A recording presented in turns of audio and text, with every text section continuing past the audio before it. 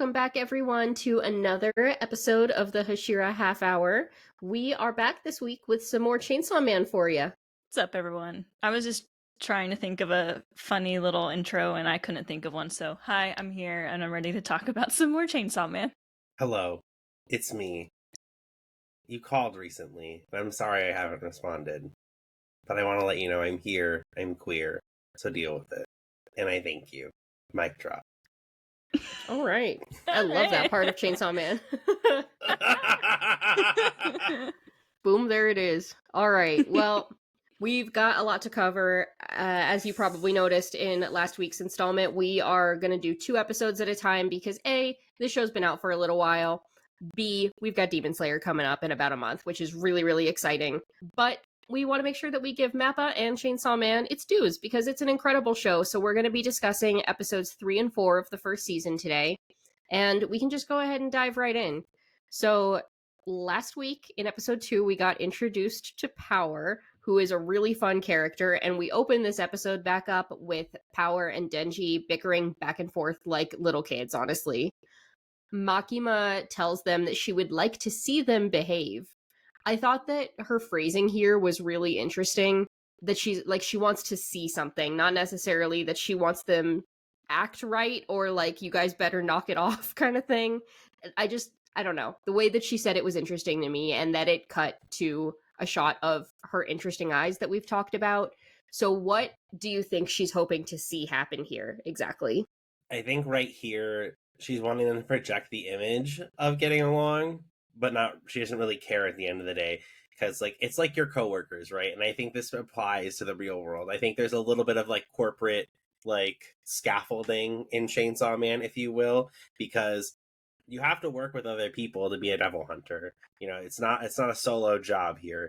And so she really, at the end of the day, doesn't care. Just like your boss really doesn't care if you get along with the people you sit next to. It's more so, can you work with them on a day-to-day basis, and can you get the job done?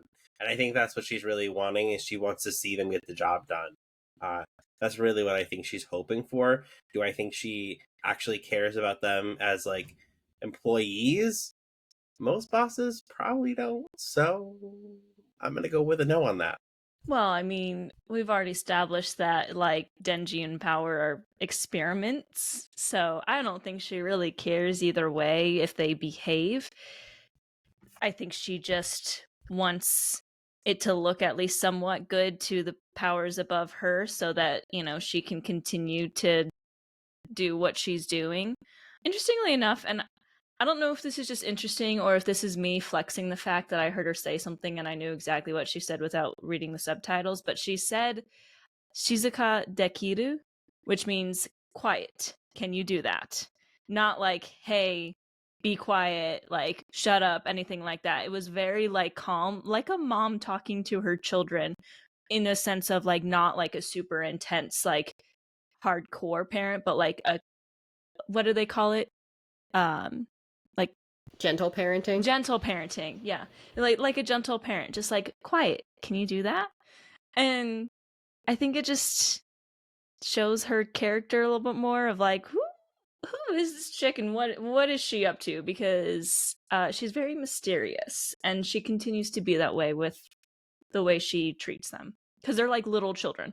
They're just bickering like brother and sister. Totally. But it's interesting because I don't think that I don't know if we've fully confirmed Power's exact age. We learn, of course, that she was the Blood Devil before she became this fiend. So I don't know exactly how old she is, but her physical presentation looks to be about the same age as Denji, and Makima looks to be about the same age as both of them. So it's interesting that she's able to be so much more mature, obviously an extraordinarily different upbringing and circumstances I imagine would have surrounded her life, but she is very mature for her age, and she is mysterious. And again, I just don't really like the vibes, even though we haven't exactly been given a reason why we should think that yet. But she's unsettling to me, even more than Power. Power, like I said last episode, already reminds me of Denji, even though it's I think people are very split on Power. They're she's either super annoying or I love her so much. And it's interesting because do we feel the same way about Denji? Do as many people think Denji's annoying? Maybe. Maybe. I feel like I haven't heard that sentiment as much, but Makima seems very patient with both of them. So we'll see more of that, but shortly after this exchange, we see Power and Denji alone together, and they get to talking about one another's goals. So again, I think that they're pretty similar. We learn that Power is just trying to find and rescue her old cat, Meowie. And Denji hears this and kind of scoffs at her, and he's like, well, that's dumb. Although I would understand if it was a dog, which I thought was really funny. He's just like me for real. Sorry. Sorry, cat lovers. I do like cats. I'm just very allergic. I would like them more if that wasn't the case. But we obviously know he has an attachment to a dog that we've already seen. But he's like, that's a dumb goal. Like, that's so simple. She's like, all right, well, what do you want to do? And he's like, well, what I want to do is so noble and mature. I want to fondle some yeebies. And as immature as Power is, she's like, that's interesting. You humans are so interesting. If you help me find my cat, I have something to offer in exchange. What do you guys think of this? Hey, she's smart, you know. From when we met her to now, it was like, is she just like this wild devil fiend that just is kind of jumping around, doing things, only wants blood? And I will admit, I think I felt this way the first time, and I thought it briefly again the second time when that cat popped up, like while they were at the vending machines. I was like, oh no.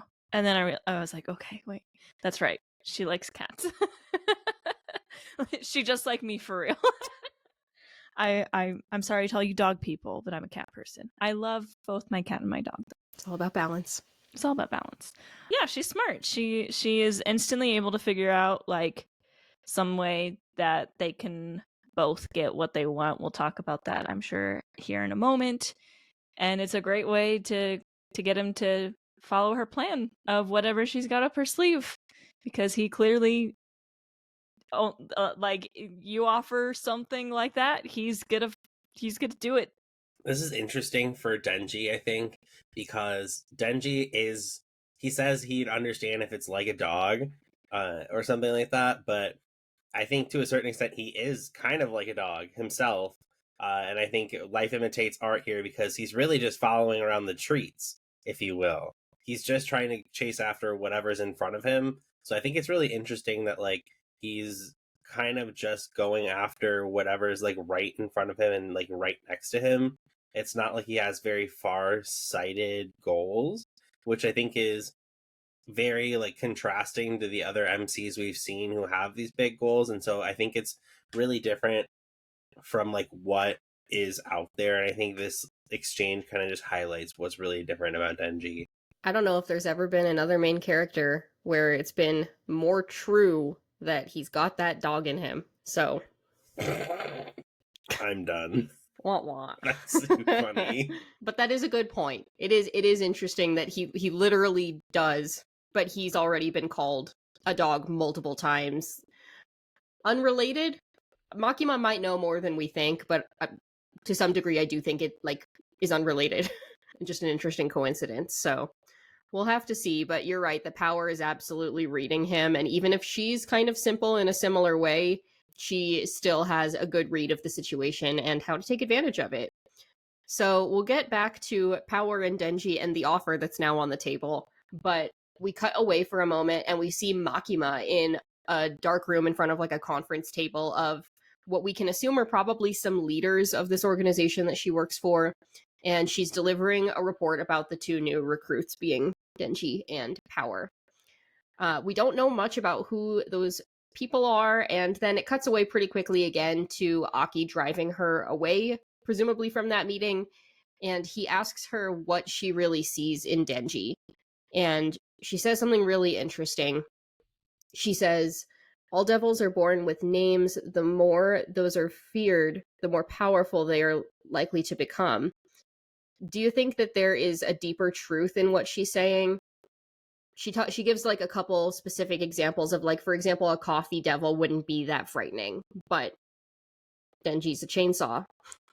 Like, so is there something deeper to that than just the surface level of like the sharper or more dangerous the object, the more dangerous the devil associated would be. Aki, I think, is not sure when she's posing this thought. He thinks that Denji's still just a kid, but I don't know. Do you think that there's more to what she's saying?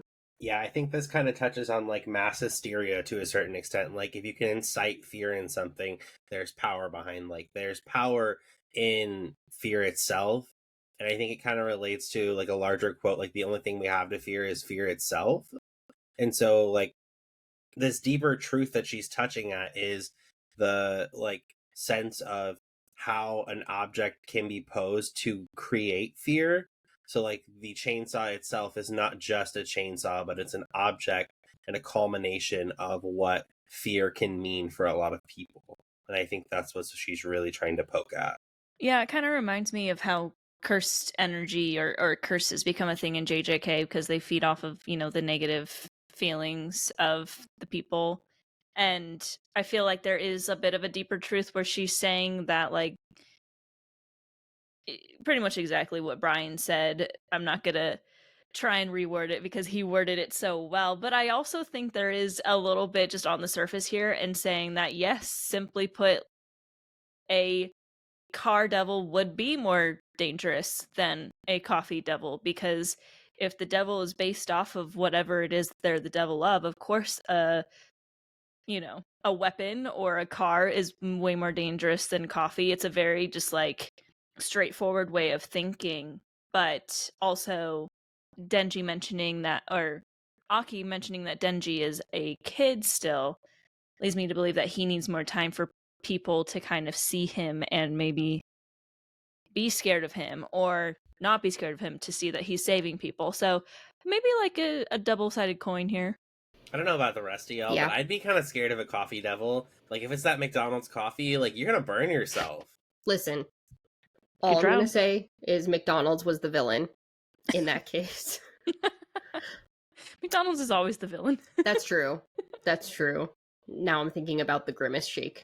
But Grimace Shake aside, I do think that Makima knows what she's talking about, and it's an interesting dialogue between her and Aki here. And we're going to learn some more, I think, about some of these different tiers of devils, and not only how powerful they are, but what maybe they represent to the larger populace. So looking forward to that. We're very slowly getting teased like these tidbits of the power structure that exists in this world, and I think it's really interesting.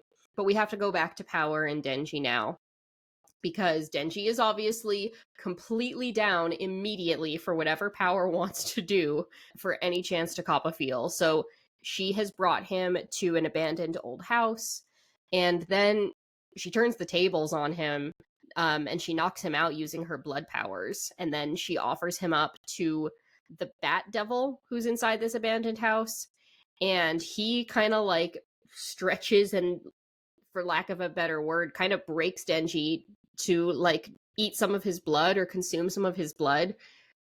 And he does that. He calls it disgusting. It helps him to regenerate from an injury that he had. But because it was so gross, he's like, I have to get that taste out of my mouth. I'm going to go look for some more humans to consume. But before he can do that, Power asks about her cat, because that's the reason that they're there.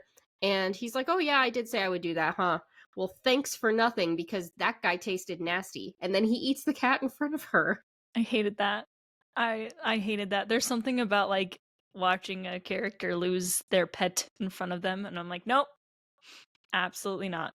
I mean, at least it wasn't right in front of her salad.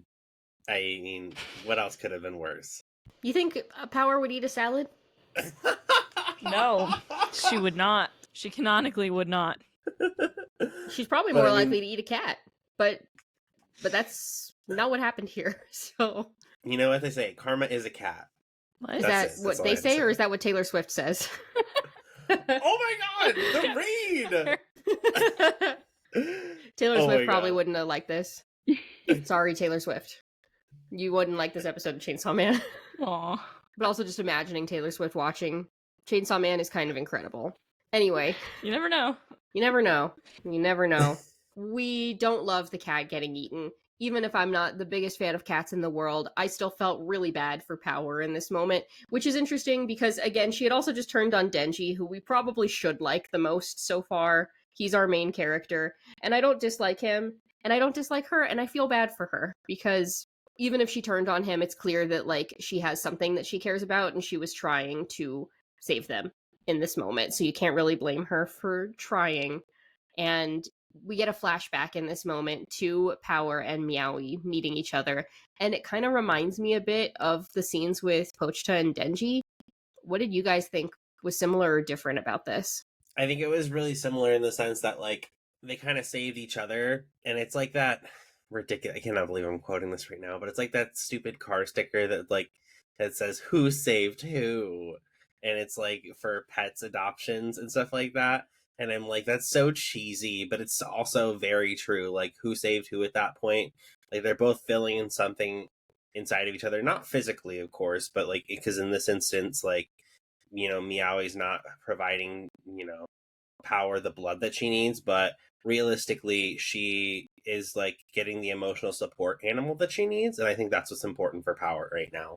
Yeah, I saw a lot of similarities. I felt like it was very much the same thing, just flipped with, Denji finding Pochita when Pochita was the devil and Denji was the human, but this is reversed. Meowie is a normal cat and Power's the devil. Both Denji and Power were very alone when they found this little friend of theirs, and both of them, it was like for Pochita and for Power, they were like kind of looking for food, and then they ended up becoming friends instead. And I think they were very similar, and I think that's going to be a way that these two can connect in the future. Maybe obviously they've gotten off on a pretty bad foot, considering Power very much took his desires and used it against him to trick him into doing this, but definitely an opportunity for them to connect in the future, maybe. I think so too. I think that this showed us a little bit more humanity in Power's character, which is interesting knowing that she's a devil, obviously, or a fiend now.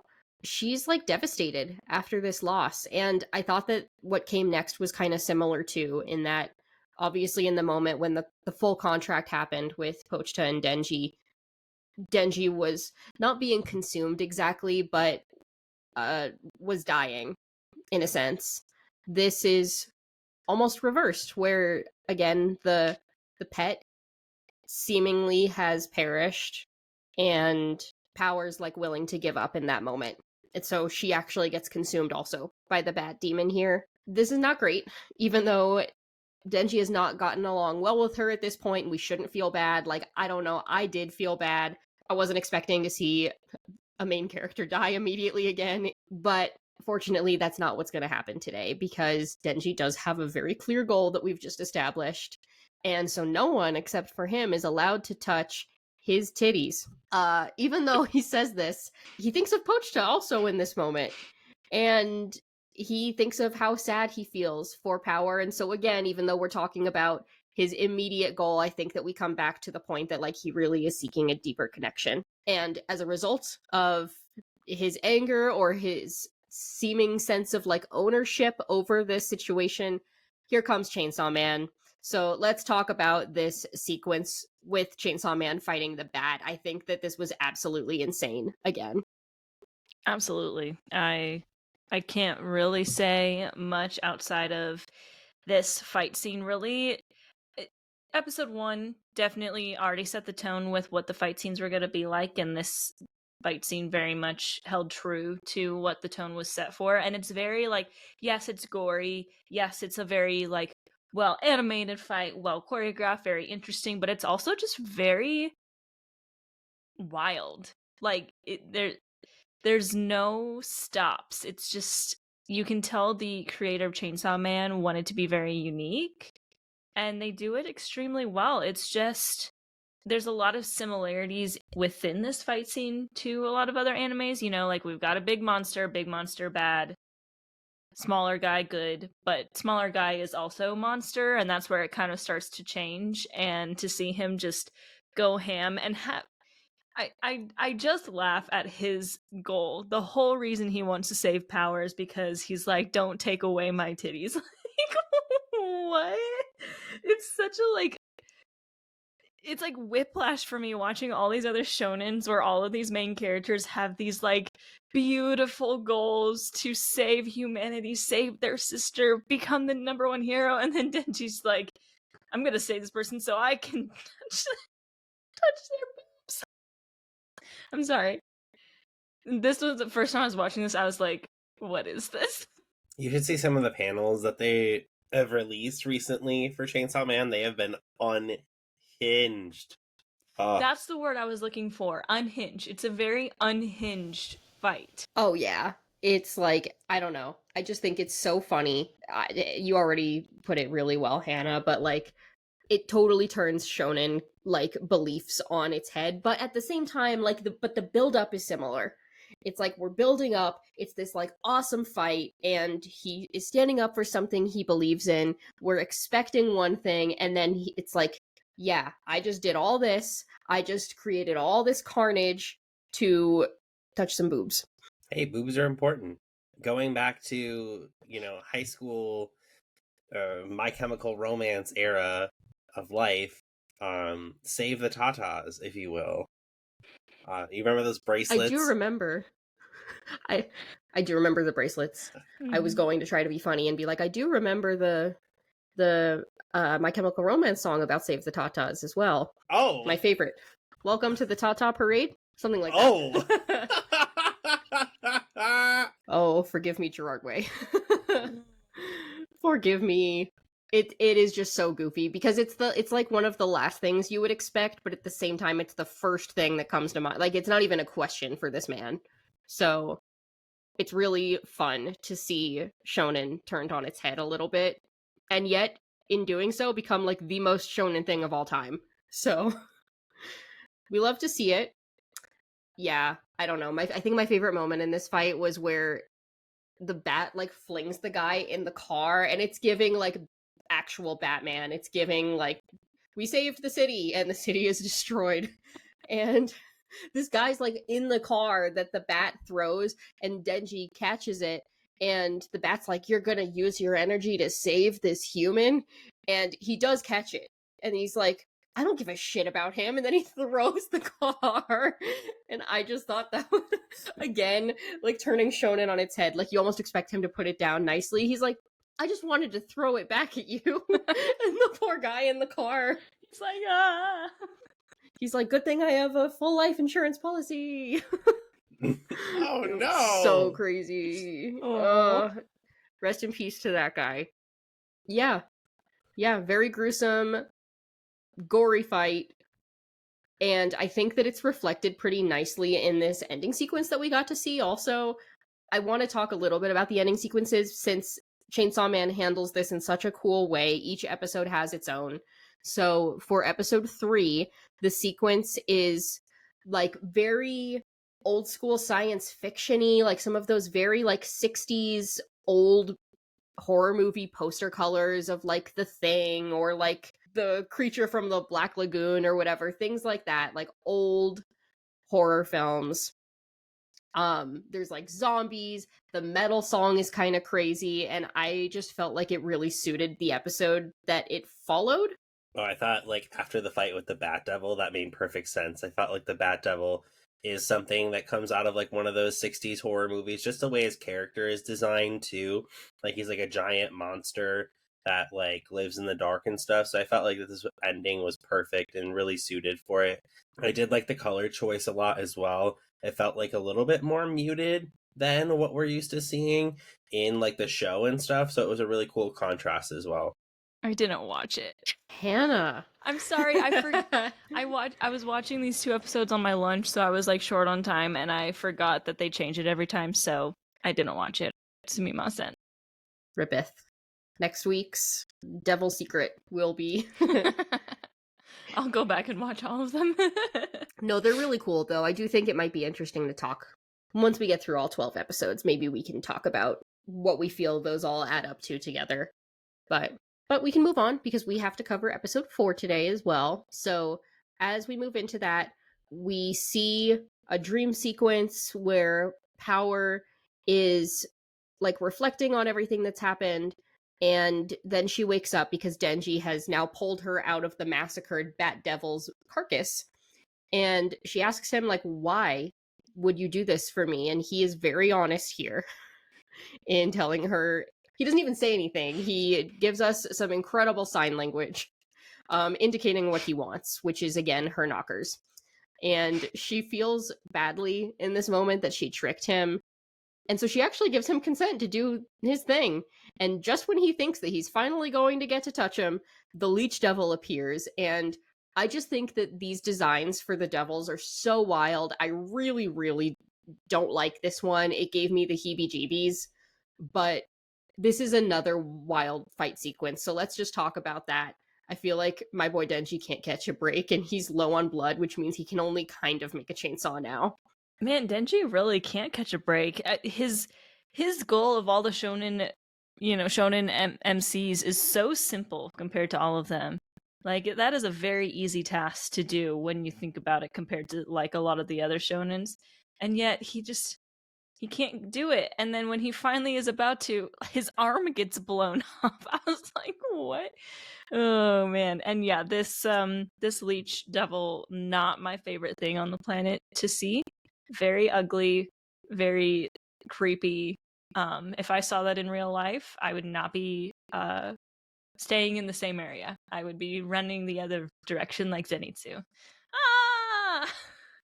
But Denchi's trying his best, but he's low on blood, so he can't really transform. He's got a little baby chainsaw in his head. He's trying so hard just so he can touch some boobs.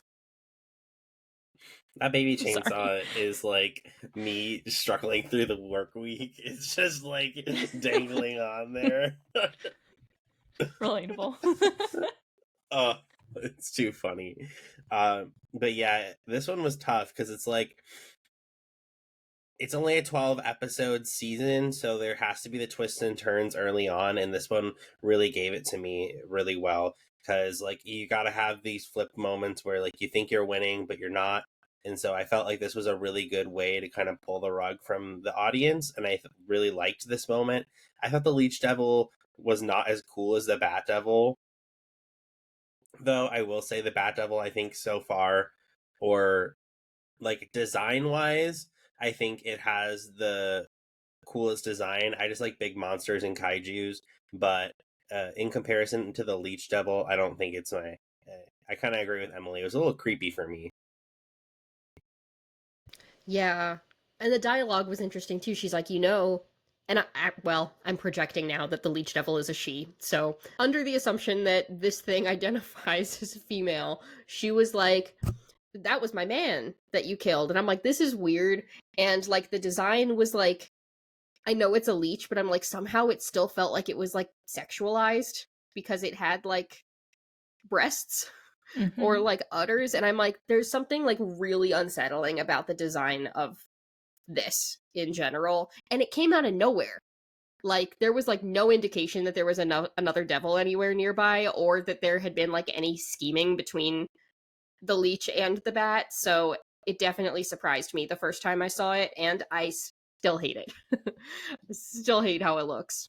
Yeah, so this is a crazy fight. Several limbs going, both from Denji and from the leech. And Power is just laying powerless, ironically. She's watching this fight unfold, and she's just bewildered that he's willing to go to such crazy lengths to achieve his dream of copping a feel.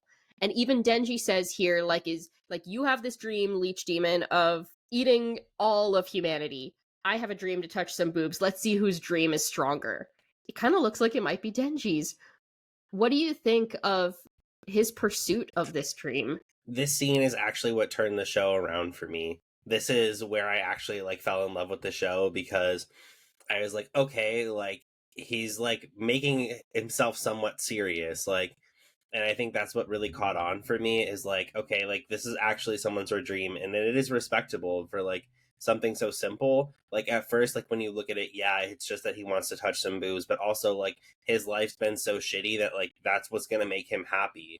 And I think that that's really respectable to a certain extent. So I'm really like pleased that I continued the show, because like me and my husband were like watching the show, and I'm like, this is the last episode. If this doesn't turn around somehow, I'm not doing this.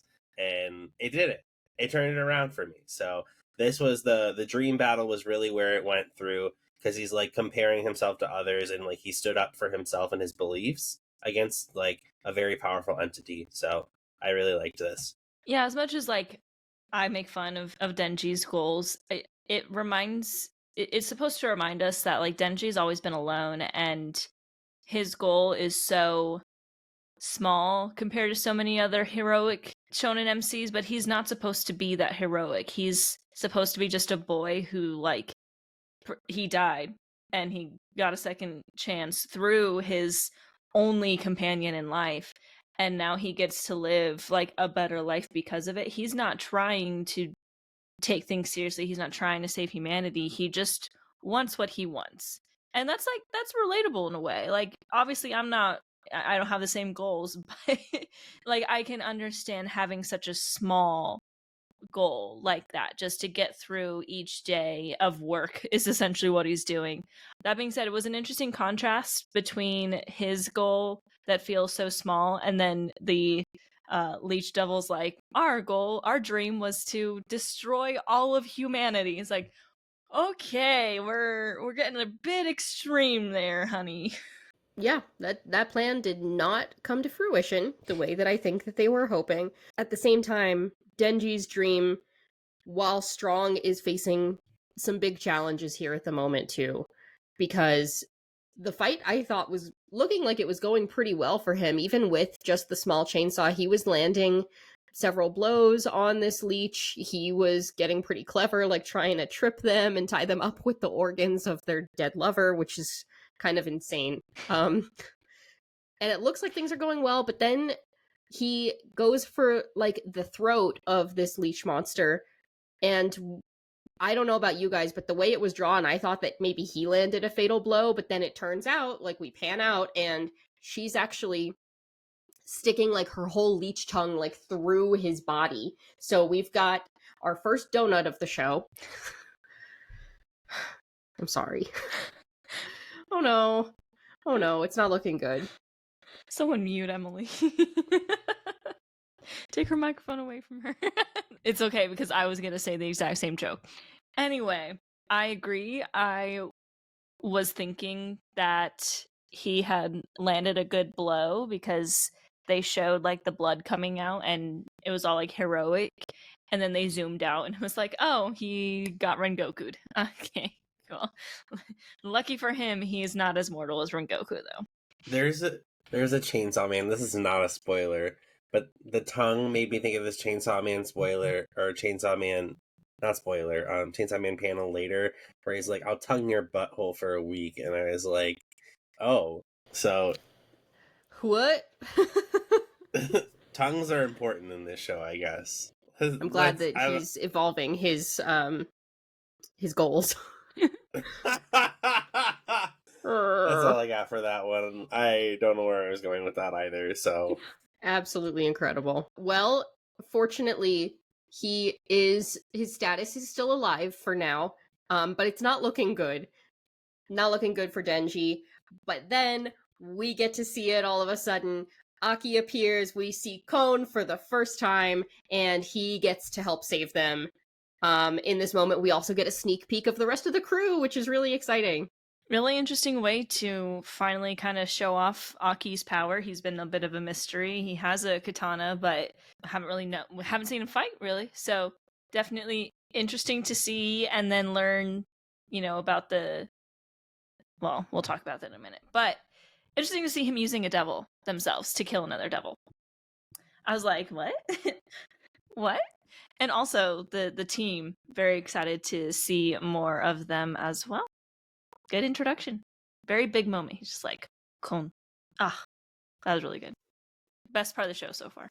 Agreed. I think that this was a really big twist because not only, like Hannah mentioned, it was a devil fighting a devil, but you're like kind of looking at it. It was also a really cool shot too. Denji's like hanging out on the end of the tongue and he's like, dangling on there. And then all of a sudden you pan even further out and then you get like this shot of like the fingers. and then it's just like the Fox Devil coming out of nowhere. Like, that was just such a cool shot. I think that was really well, like, cinematized. I don't know if that's a word, but we're gonna roll with it. Chainsaw Man is so cinematic, and I feel like we probably could have guessed or assumed that based on the incredible intro that they put together and how clearly it was inspired by so many classic works of cinema. But it really is, I've said it once, I'll say it again, it's Mappa at their best, at least visually. There's a lot of really fun nods and a lot of interesting directorial and like cinematography choices that are made. Because even though it's animated, both of those people are still members of the crew that are very important. There is still cinematography, there's still lighting, there's still all these different design elements that get put into every episode, and they all went hard on this show. So absolutely worth calling out moments like that. And I agree, it was completely beautiful. And it is the first time we're seeing the Fox Devil. So a few moments later, some time has passed for the characters in the show, but we see Denji wake up in the hospital bed. We see he has his arm reattached because Aki's like, I found that for you. And you really are just like a devil, and I would know because I have a contract with the Fox Devil. And he explains how that works, and that in order for the Fox Devil to help in the way that it's been able to, he has to offer parts of his body in exchange. So he says, like, this time it was a little bit of skin from my arm. Like, that seems kind of like I want to say a small exchange, but it's not. It's like you really have to give something of yourself. So I thought it was an odd exchange in the moment, but then I thought about it more. I'm like, maybe it's not really that weird in this world that we've established. I don't know. Aki is very suspicious of devils, even though he has one himself. And so he, therefore, is suspicious of Denji letting Power get away with trying to trick him. But he's like, I'll let it slide this time if you agree to a deal that you're gonna listen and obey me. Do you think that this contract that Aki is offering Denji is better than Denji's agreement with Makima? Yeah, I think what this show does really well is shows like power of control and like obedience, and I think there's a lot of like themes in that. So I think this is really interesting that he's like, you will listen to me. And I think, yeah, because I think if you're looking at it from like an authoritarian standpoint, that, you know, this is a forgiving ruler, if you will, to the extent of he's like letting this transgression go of like, yeah, I know that that devil in Power were working together and trying to kill you, but like you're still not doing anything about it, so like we'll just let this slide for right now. And then also he's cutting up an apple for him at the same time, which I thought was really interesting as well. So like he does seem to be somewhat concerned about his well-being. So I think there is a little bit more sustenance behind Aki than there is in Makima. I think Aki is a little bit more straightforward with it rather than Makima feels very like what are her true intentions? We don't really know. You know, Aki, it's interesting because he doesn't trust Denji because he's a devil, and yet Aki is the first person we see that has a contract with the devil. But then he's like, well, I'll make a contract with this devil too. So he's a little bit, I don't know. I wouldn't say that's like hypocritical of him, but I would just say like I feel like he would be a little bit more okay with Denji just because he already is in a contract with the devil, but also at the same time, the contract that he's in, he has to literally give like pieces of his skin or whatever to him or to the devil. So I think his contract is a little better because I think he actually has true intent to at least he just has true intent. He just wants Denji to not be a bad devil, essentially. I agree. There's something that's more genuine in these first interactions that doesn't make me feel suspicious of Aki at this moment, the way that I'm like, something's weird about Makima, but I don't know what it is. Yeah. Just something's unsettling. And it's probably because we've seen Aki act more human so far. He's gotten into fights with Denji already. He has had to host him at his like very normal apartment. And so maybe it's like those little glimpses that make us love him. But we'll get some more time with him for sure. But right now, Aki has to leave Denji in the hospital, and he goes to report to Makima on what happened. In his reporting, he ends with the note that they didn't find any remnants of the gun devil in either the bat or the leech devil's heads. And I thought that this was an interesting way to end the dialogue because this is the first time we're hearing of this gun devil. And so I want to harken back to what Makima said at the beginning of the last episode about devils being scarier depending on what they're associated with. So, thinking about that, imagining a gun devil, what do you think is up with this? Oh, absolutely horrifying. Especially for us who live in America, I feel like putting ourselves in the shoes of the people in the show, and the people who are creating the show are Japanese, like you have to wonder what their views when they don't have gun violence like we do, but it still would be such a scary thing to think about, even in a world where, like in real life, they don't really have, like there is an issue, but it doesn't happen as often as it does here. So it's terrifying. It's a terrifying thought of seeing these devils where it's like they can make pretty much anything out of whatever whatever they represent and have it be a gun. Terrifying.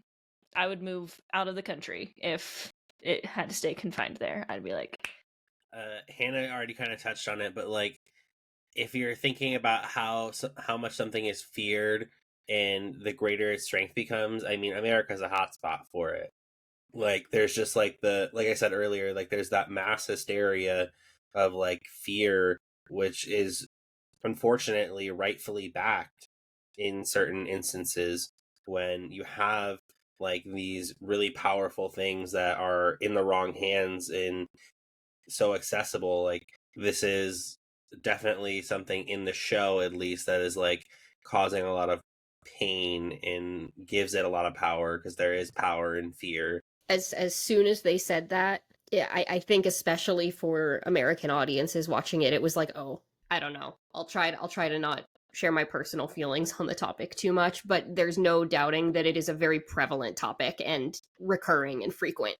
And so it's interesting that this seemingly very large and difficult to hunt down or work out something about devil is the one that Makima and Aki are discussing and presumably looking for, trying to track down. And it's elusive, and it's probably the worst one, at least that we've encountered so far. So it's interesting. Like, who or what could fight something like that if their abilities are anything like the abilities of the other devils that we've seen so far? Thinking about that is very frightening, but it seems like we're going to have to wait a little bit to learn some more about this unseen devil. And actually, the next sequence is kind of completely the opposite. I think it's really cute and really sweet. I really love this little montage of Aki's slice of life moment. He's having his Studio Ghibli food moment. He is making himself a coffee. He's having like a calm cigarette outside on the patio. I love him being a dad. But now, even though he was already trying to play single father to Denji, he is a father of two because power busts down the door of his apartment. And I love that she's just immediately like a little kid that he has to parent. He's like, you have to flush the toilet. You have to eat your vegetables. You have to take a bath. And he's like not that much older than them, but they are going to make him rip that ponytail right out of his head. It's like Inosuke entered the chat, quite literally. This is just already rough, and it's nice to kind of see that Denji is like at least somewhat on Aki's side. Like, cool yourself a little bit. Like, it seems like Denji kind of sides with Aki here, just because there's still this like contrast between the two of them, like where Denji is somewhat normalized, power has like no construct looking anywhere, like, or no social construct. So it's just really interesting to see like how like different these two are, yet how similar they are to each other. First of all, I remember, and I didn't see Chainsaw Man probably till a couple months after it finished, but I remember the internet blowing up, calling Aki, what did they say? Like Aki's housewife moment. Like he was in the house husband anime, but it was Chainsaw Man. And it was a fun little like moment. And I guess that was all anime original too. They were like, yeah, we know you all love Aki, so we're gonna just give him a moment. But Power showing up, interesting. Interestingly enough, I like how Denji is like all of a sudden all on Aki's side too, and is like backing him up. I think it's partially because Denji has learned a little bit. It's been, I don't know how long since he started living with Aki, but he's starting to understand how it works. And then like Power comes in and is just like 10 times worse than he was when like he showed up. So he's like, wait a second. But it's also funny because I'm sure Aki's kind of like, you were just like that like 5 days ago. Like, chill out. And I can handle this. It's really funny. Oh yeah, I completely got the vibe that Denji was trying to be like the older sibling that's like yeah, like mom said to do this. Why don't you know that you need to be and and Aki's just like he's like just once again having his Ben Affleck cigarette moment. Because these two are driving him nuts. And I love like he gets on the phone. He's like, why are you sending all these crazy people to my house? And she's like, because I trust you the most. She's so good at manipulating people. And he's like, oh, okay. He's like, for you, I could be a single dad. It's incredible. But you should not leave the kids together alone, because the episode comes to an end with like, and honestly, this scene is so nasty to me. Denji's like scrubbing the toilet that she didn't flush, and that's like all that I could think about this entire time. I'm like, it probably fucking stinks in there. Like, this is like so insane, so unhinged. But she comes into the bathroom and she's offering up her feminine goods to Denji again, with a couple caveats and a couple rules. She tells him he's entitled to 3 magic squeezes exactly, and she sits down on the disgusting toilet. But from Denji's POV, again, this is like, even though this is insane and ridiculous, it's like drawn in such a cinematic way because it's his POV, and to him, he's like, she's a goddess. Even though he was just bitching about cleaning up the nasty bathroom that she left. He's like, this is incredible. I can't believe I'm going to achieve my dream. There's a lot going on. Oh, this was when I was watching the show the first time, and I was like, am I gonna keep going with this show? It's so unhinged. What is happening? I mean, good for Denji. He's about to get his dream, but under what circumstances is this okay? Like, I was thinking the same thing too. I was like, this bathroom is probably still, like, he's been cleaning it, but it's probably still disgustingly nasty, like, dirty, smelly. And she just like sits on the toilet, closes it, and is like, all right, you get 3, which was nice of her. She even lined out why he gets the 3. But man, oh man. And he's just like, this is the best day of my life. Dirty bathroom. I mean, again, reminding us anything is good to him that's not living in a shack with no food, I guess. Yeah, and I think it really like frames who Denji is, that like even in like these shitty moments, there's still something good there. Not the literally. But I mean, Power is on a throne here as well. And so it's really like, what else could he be asking for? And I think like this grungy side of like humanity is like unexplored, but I think it's really interesting to kind of watch Denji try and like achieve his dream. He deserves it, right? After beating up 2 devils that were pretty tough, or at least getting knocked down and then getting back up again. I get knocked down, but I get up again. You're never gonna keep me down. Yeah, this, I don't know. I don't know if there's much else to add, but this scene is so unhinged, and I think part of it is that, like, he's built it up to be this big thing, and what actually seems to be happening is kind of underwhelming in that he's built it up, and clearly he doesn't feel that way, but for us as the audience, too, it's like, if there's any possibility that he's seeking, like, what he's really seeking is intimacy, and like maybe he feels like he's gonna find that by squeezing on some boobies, there's like nothing intimate about this scene at all. Like, it's gross, it's rank, it's like very base. Like, there's no attraction between them aside from the fact that like she has a pair of knockers, she happens to have like a female form, but I'm like, they're not attracted to each other at all, so it's like, is it even gonna be what he built it up to be? We'll have to find out next week. In the meantime, we get a second ending sequence that I also really liked. This one was highly featuring Power.